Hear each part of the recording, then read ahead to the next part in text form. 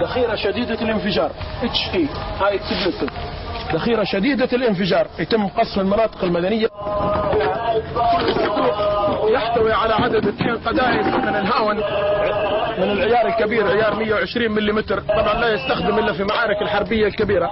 ناهيك على طبعا تشوف القذافي يوزع في الثروه على الشعب الليبي، هذه الثروه اللي حرم منها الشعب الليبي 40 سنه، في الاخير قام بتوزيعها ولكن على شكل قنابل شديده الانفجار من نوع الهاون ومن نوع الراجمات. وهذا طبعا الشخص الذي يدعي ان الشعب الليبي يحبه والشعب الليبي يريده خير وراجع.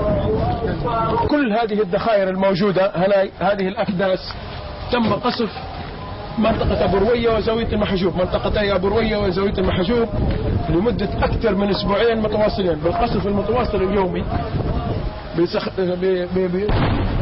الراجمات. ولا زال الآن فلول القذافي التي اندحرت تقوم باستهداف المكان اللي نحن موجودين فيه الآن. هذا طبعا المكان هذا مزرعة النعام. أدلة على جرائم القذافي لا تحتاج إلى دليل.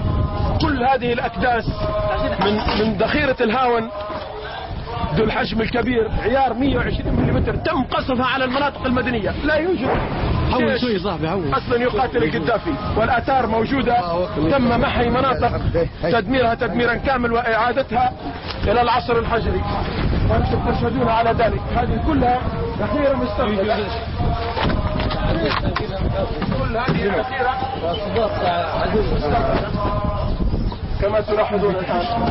وهذه أوكار التي كان ينتشر فيها فلول جيش القذافي.